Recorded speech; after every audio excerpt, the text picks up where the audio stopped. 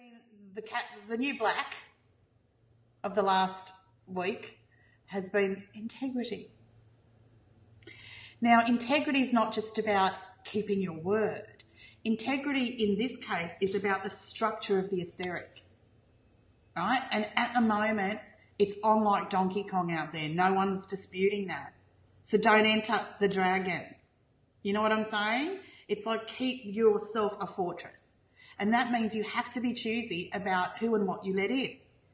And by that, I mean what you ingest. Sorry, hedonism rules, but my hedonism is going to be the new, whatever's great for me.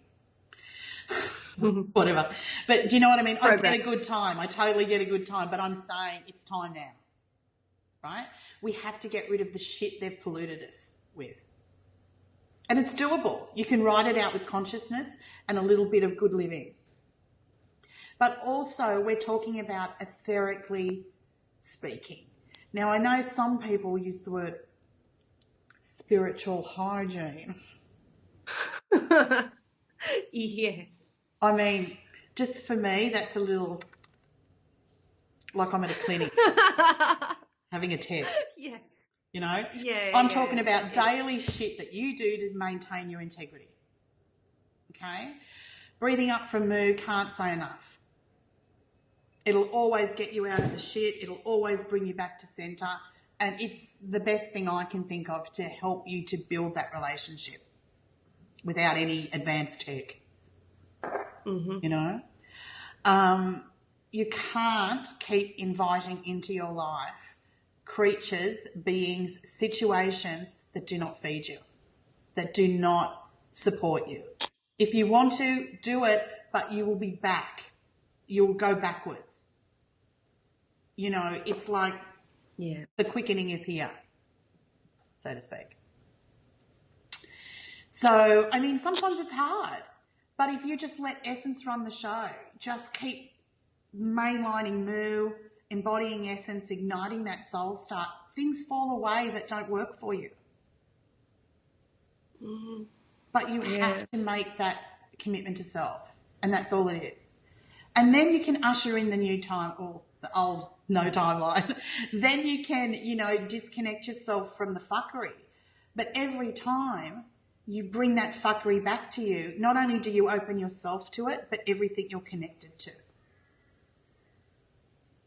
Right? So do you want that? So it kind of bleeds into every corner. Totally. Relationships, work, just even the vibe in your house. You know, if you keep watching the nightly news and that's what's filling your evening macabre, you know what I mean? Like, that's what's your vibe. Well, what are people walking into? Or what are you maintaining in there? What if you had a nice flower in there? What if you had a nice aroma? What if you had great music or a funny, inspiring thing to listen to? Isn't that a better vibe? Yeah, much. I mean, you don't need to save anyone, you know, as in you have to convince them, have people over to tell them the way, the truth and the light. Might as well be a Christian, right? I was going to say, I've heard that one. Yeah. So I'm just saying, as far as the integrity goes, it's not just, you know, oh, my word's my bond. It's keep maintaining this etheric structure. Yes, to hold the fire and light, but also to keep the continuity flowing and not let anything else become a weak link. Mm. Because right now they're grappling. They're not frightened. I love it when they go, they're frightened. They're not frightened. They're not frightened. They're not frightened. That's an emotion. They're just kind of going guns blazing. Yeah, they're just saying, oh, a few pigs are getting out of the pen. We better corral them. Mm-hmm. You know, so they're not frightened. So don't even think that far, right? Yeah. Just disconnect from any emotional fucking shiznay around it and just come back to centre. Come back to essence. Come back to that original dreaming experience and energise that. It'll go. It'll fucking go, man. It'll really go. Yeah. And, yeah, that's what I'm saying, though, that great divide between there's a lot of people awakening and a lot of them are coming out with they're describing etheric shit that's real. They describe, like Dan Winter and his spin and all that. He's just really talking about RaMuTet. He's really talking about the bliss experience, how it ignites and then spin more. And interestingly, he's talking about that can help you pilot an interdimensional craft. Yeah. Yeah. Right? No, I dig that. Yeah, Dan Winter, he had a couple of really good points, but I really liked... I love Dan. He's a crazy... He's interesting. I was listening to the part 1 this morning. I haven't finished all of it. I haven't listened to 2 yet. I listened to that guy with the fucking nose ring and the, 7th circle of hell. Seth or whatever his name was. I dug where he was coming from. I dug it, but it was peppered with Enki and Enlil and the Dark Lords and all this shit. And I mean, I love Dear Sweet Dan, where he even mentions the Sekhmets. First guy I've ever heard talk about the Sekhmets, not Sekhmet. And it's like, I know he knows, right? But then he's, and it's the Enki and Enlil creation story. They did it. No. They created them. Annunaki, yeah, baby. Yeah, he's talking about, it's almost like he's talking about the creation of the Matrix, really. Not actually the creation of Mu and Anthropos 11. So there's a huge distinction to be made there. Yeah. Right? Completely. Yeah. Absolutely. But he's got some interesting points though. I do appreciate what he has to offer, but that's because he's got very, it very on. I told you about that's that. Because what? Well, years ago we were at this retreat, the first David Wolf retreat in Australia. Wolf in sheep's clothing, don't even go there. And of course old Wolfie, a couple of days in, had run out of material and Dan Winter was in the area, so he invited him. I thought, nice way to fucking fill up an evening. Anyway, so Mr. Winter comes, he gives one of his lectures about what he was working on at that time. And I mean, Dan has his own language. Mm-hmm.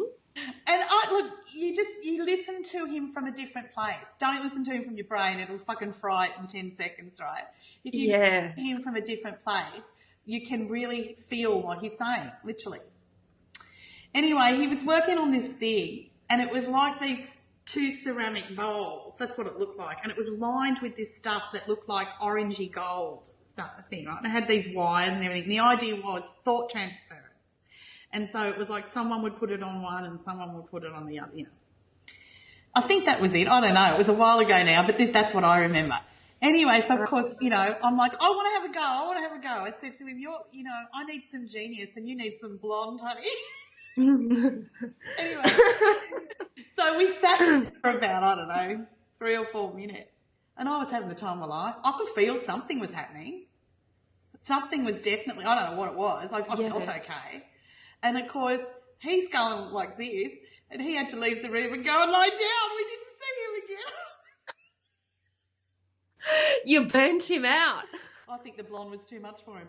Anyway, whatever. But yeah, Dan the man, he's a funny fuck.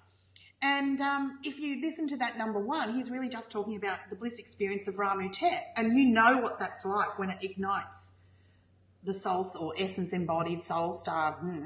It's like, you can feel your frequency is elated. It's refined. It's fucking rocking. And interestingly, he's like, that's the one thing that gets rid of these Draco whatever's. Oh, yeah, by the way, he sort of like put the Sekhmets in as a Draco. I kind of thought, oh, darling, if you think, whatever. Yeah, I can pick up on that. You finished saying how noble they are and then you said they're part of the Draco. Sorry, that's like saying... Disinformation. Yeah. Disinformation. I just dig where they're at. They're just flying around inside the matrix, that's all. That's where they're getting their info from. Yeah. Well, he does talk about remote viewing as well being an ability that you can, cultivate, which I totally get. But also, remote viewing is still like within the matrix. It's still, all of. Anyway, we've spoken about that before. But yeah.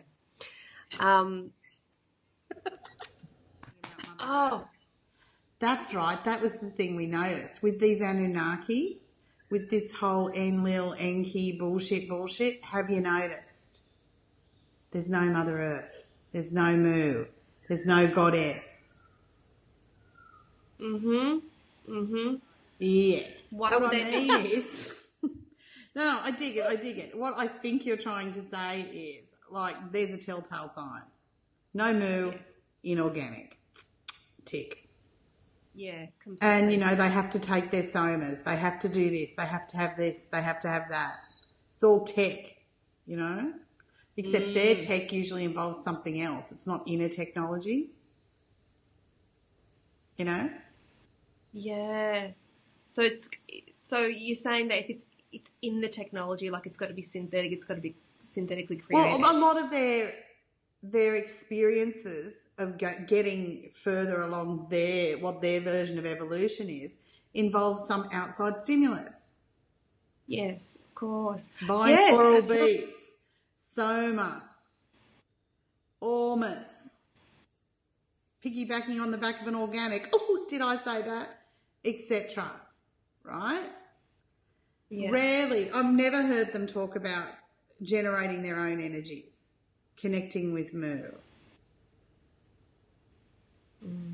It's not in their Why make. did you? They're inorganic, baby, not homegrown. They don't even know what it is to be self-generating. Like they wouldn't even They've have. They wouldn't forgotten. have an experience or a concept of it. They've forgotten. Whatever they have, they get a machine interface. Transhuman agenda. What thickens? I mean, I knew that before, but another layer. Now I know, you know. Yeah.